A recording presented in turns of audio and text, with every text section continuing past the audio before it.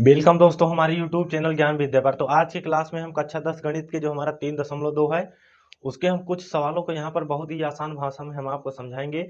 यदि उससे पहले अगर आप हमारे YouTube चैनल पर नए हो तो चैनल को सब्सक्राइब कर लेना, ताकि हम जैसे ही वीडियो डालें उसका नोटिफिकेशन आप तक तुरंत पहुंचे। तो चलिए बिना देरी किए हुए यहाँ पर आपको हम समझाने का प्रयास करते हैं और क्लास में लास्ट तक जरूर बने रहिएगा।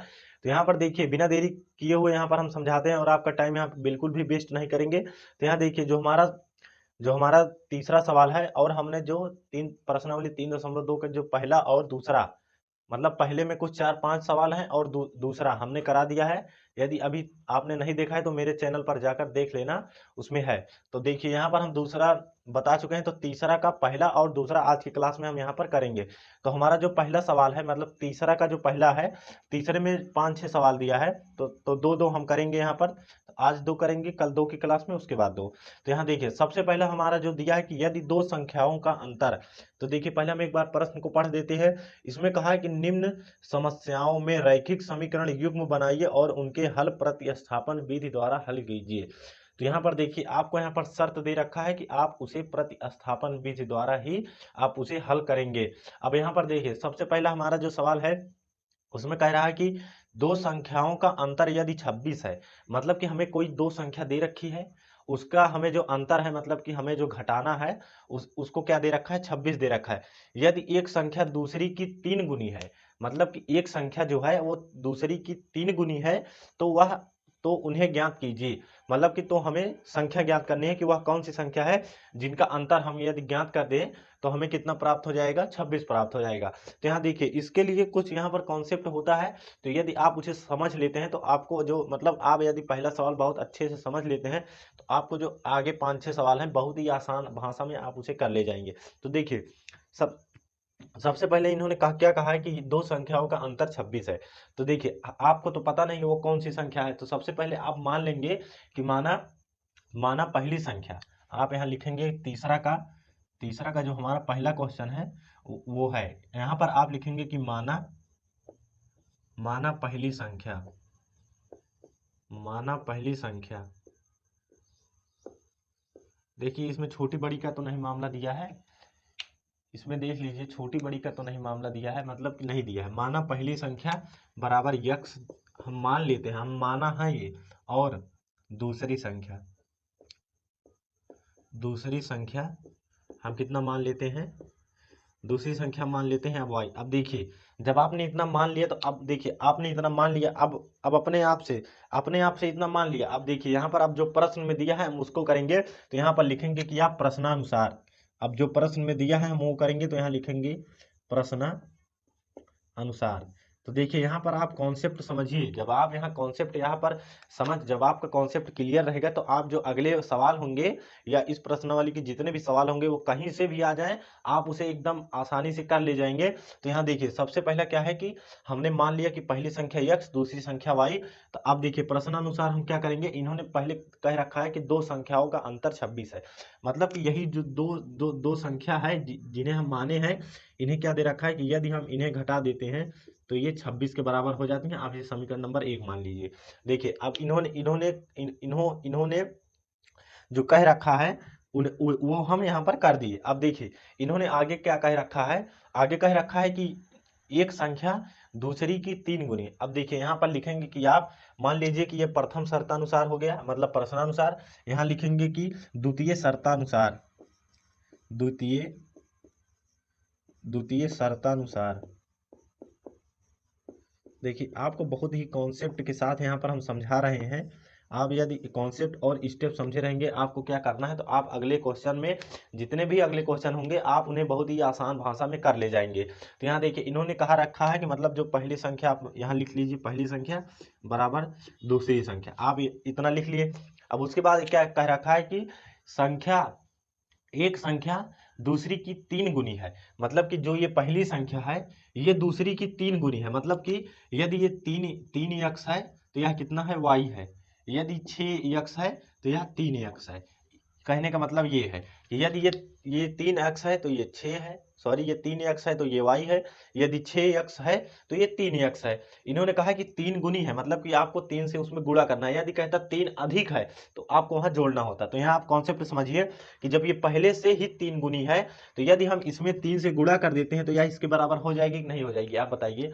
कोई कोई चीज यदि 3 गुनी है तो दूसरी चीज की आपको उसमें तुलना करनी है, तो आप पहली मतलब जैसे समझिए, जैसे यहाँ देखिए जब ये पहले से ही 3 गुनी है तो जब आपको इसको दोनों को बराबर दिखाना है तो आप क्या करेंगे, आप इसमें यदि 3 से गुणा कर देते हैं तो यह दोनों बराबर हो जाएगी। वही काम हम यहाँ पर किए हैं कि यह कह रखा है कि जो पहली संख्या है वो दूसरी की 3 गुनी है, मतलब कि पहली संख्या वो 3 गुनी पहले से है। यदि हम दूसरी संख्या में 3 से गुणा कर देते हैं तो यह दोनों बराबर हो जाएंगी।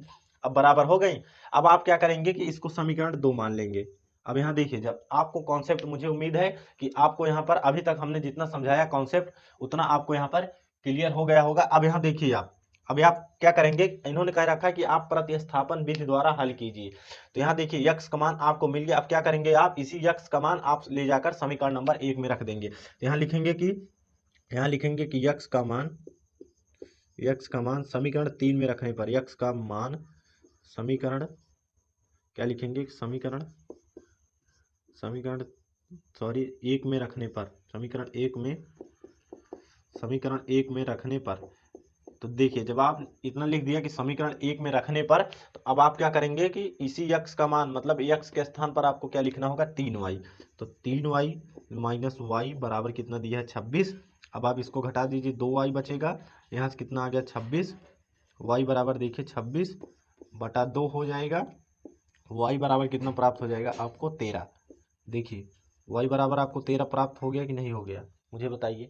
मतलब कि जो हमारी पहली संख्या है वह 13 है। अब देखिए इसी y का मान आप समीकरण 2 में ले जाकर रख दीजिए, आपको तुरंत x का मान मिल जाएगा। तो यहाँ लिखेंगे, क्या लिखेंगे कि y का मान समीकरण 2 में रखने पर, यहाँ लिखेंगे क्या लिखेंगे कि y का मान समीकरण 2 में रखने पर, y का मान समीकरण 2 में रखने पर, समीकरण 2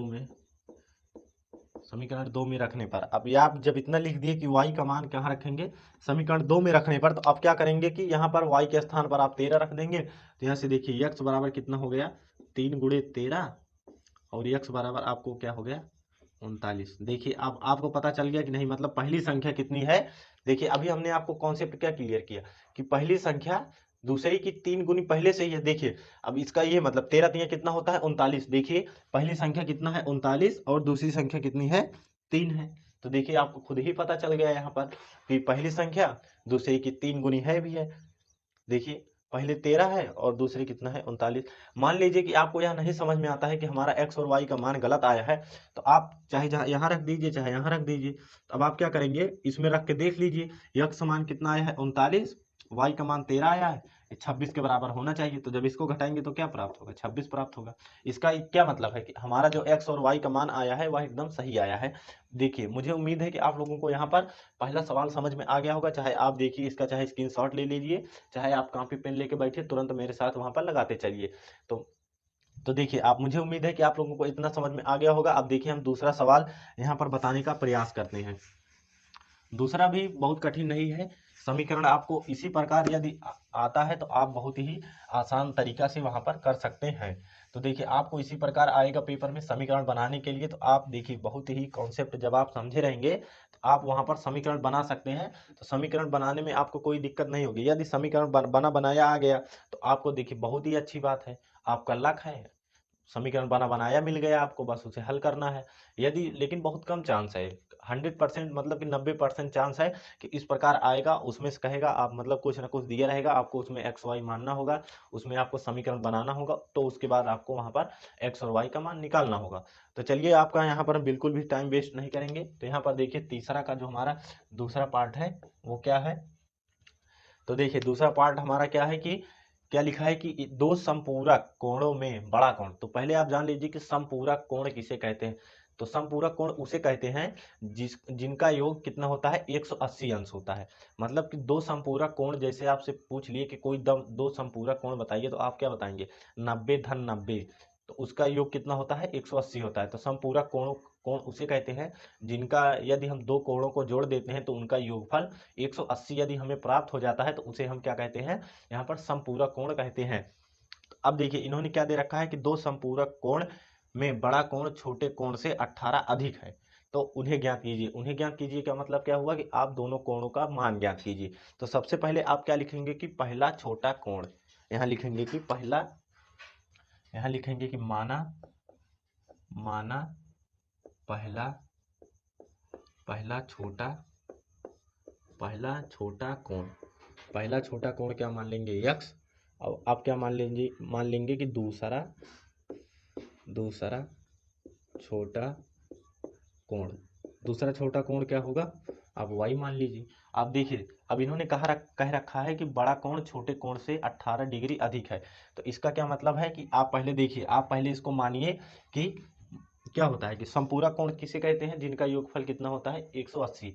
मतलब कि यदि हम इसको छोटा बड़ा माने हैं तो इसको हम क्या ऐसे लिख सकते हैं कि नहीं, यहाँ से लिखेंगे प्रश्नानुसार, यहाँ से लिखेंगे प्रश्नानुसार। तो देखिए जब आप यहाँ पर प्रश्नानुसार लिख लिए तो अब आप क्या करेंगे, इनका दोनों का योग 180 होता है कि नहीं, क्योंकि हमें क्या दे रखा है कि समपूरक कोण है ना, दो समपूरक कोण है, तो दो समपूरक कोण का क्या मतलब हुआ कि इनका योगफल 180 आना चाहिए। अब यहाँ लिखेंगे कि आप द्वितीय शर्तानुसार, द्वितीय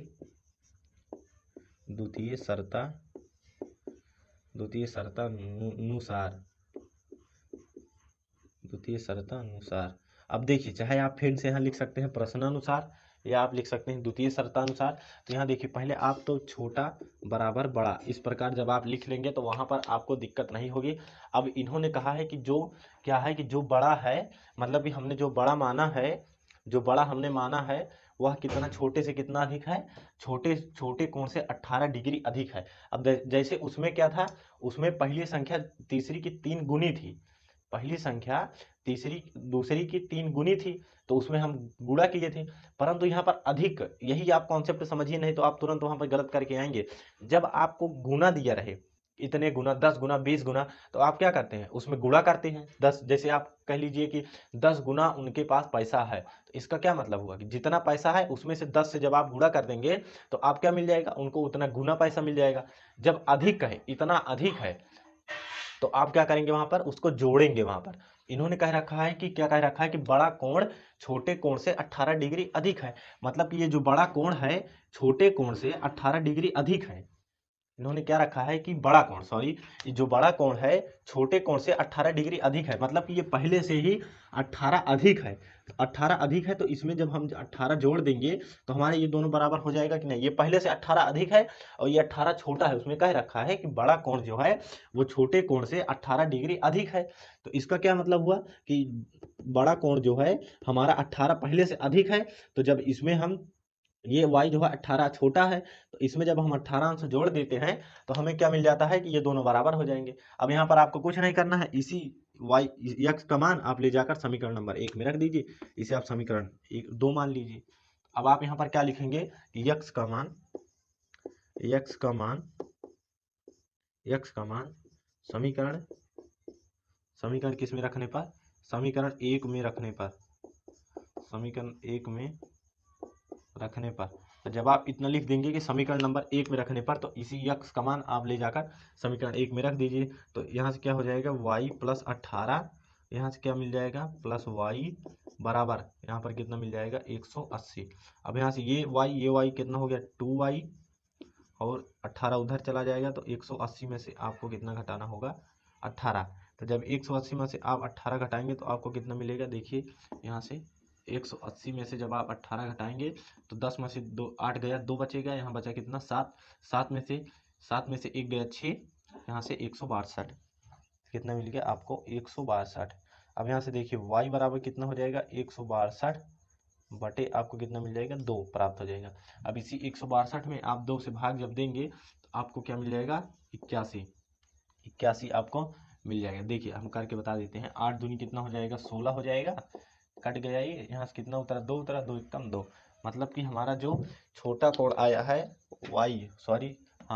हमारा जो छोटा कोण आया है वह कितना आया है, इसे जब हम काटेंगे तो हमें कितना प्राप्त होगा, इसे देखिए जब इसे हम काटेंगे यहाँ पर तो हमें कितना प्राप्त होगा 81 प्राप्त होगा।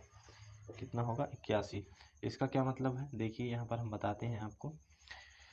इसका ये मतलब है कि y बराबर कितना हो गया 81। अंश अंश आप लगा दीजिए, नहीं भी लगाएंगे तब भी कोई दिक्कत नहीं है। अब देखिए इसी y का मान आप यहाँ पर रख दीजिए समीकरण नंबर 2 में। तो लिखेंगे कि y का मान